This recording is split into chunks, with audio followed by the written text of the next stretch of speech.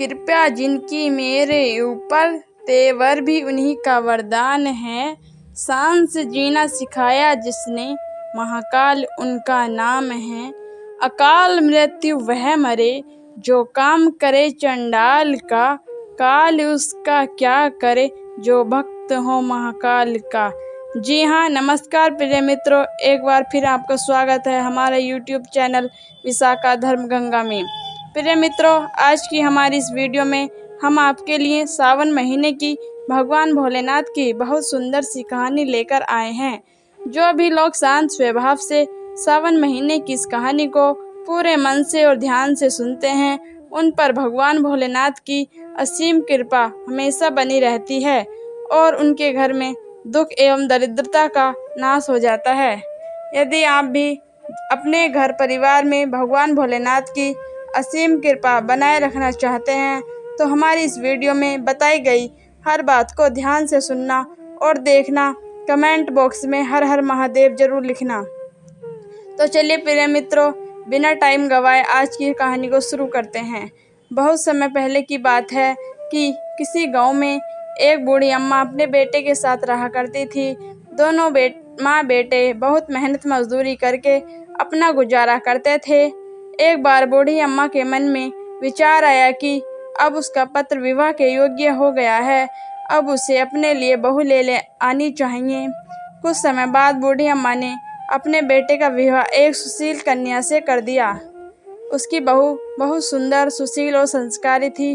वो नित्य प्रति जल्दी उठकर घर की सफाई कर स्नान आदि करती और भगवान शिव का अपने घर में ही पूजा करती। विवाह के कुछ समय बाद सावन का महीना आया। बूढ़ी अम्मा की बहू भगवान भोलेनाथ की अनन्य भक्त थी। उसके मन में ये विचार आया कि वह सावन के महीने में मंदिर जाकर शिवलिंग पर जल अर्पित करे। अपने मन में आए विचार को उसने अपनी सास से कहा, माताजी, सावन का महीना शुरू हो गया है, मैं शिव मंदिर जाकर पूजा पाठ करना चाहती हूँ, शिवलिंग पर जल अर्पित करना चाहती हूँ। लेकिन बूढ़ी अम्मा ने उसे मना कर दिया और कहा, घर में ही पूजा कर लो, मंदिर जाने से समय बर्बाद होगा, इतने समय में घर का सारा काम हो जाएगा। ये बात सुनकर बहू बहुत उदास हुई, लेकिन कुछ नहीं कर सकी। उदास होकर घर के कार्यों में लग गई। उस दिन उसने कुछ अन्न जल ग्रहण नहीं किया। अगले दिन बहू कुएं से जल लाने गई। रास्ते में उसने देखा गांव की दो लड़कियां पूजा की थाली सजाकर मंदिर की ओर जा रही हैं।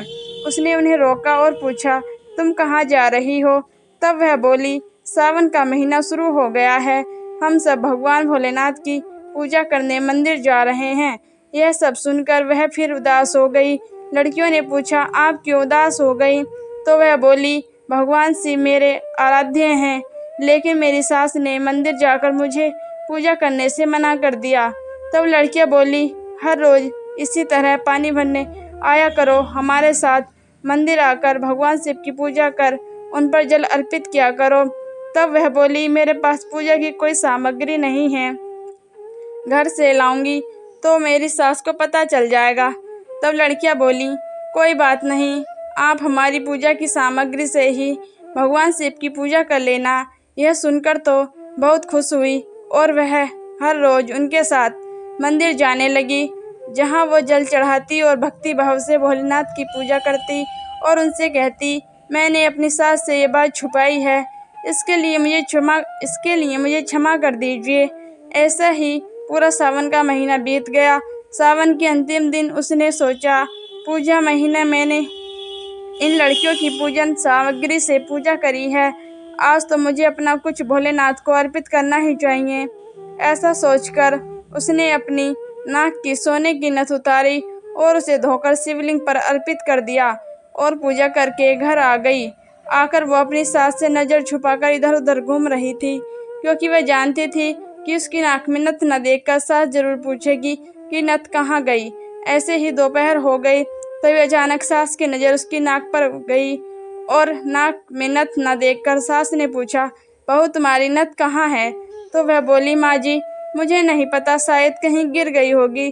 सास बोली, अच्छा यह बताओ कि तुम आज कहाँ कहाँ गई थी, वहीं जाकर ढूंढ लेंगे। बहू बोली, मैं सुबह पानी भरने गई थी, तब तक तो मेरी नाक में नथ थी, इसके बाद में उपले थापने गई थी। सास बोली, चलो वहीं चल कर देखते हैं। दोनों वहां पहुंचे जहां बहू ने उपले थापे थे।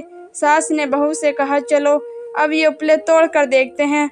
दोनों सास और बहू उपले तोड़ने में लग गईं। जैसे ही दोनों ने उपले तोड़े, दोनों के उपलों में एक एक नथ निकली।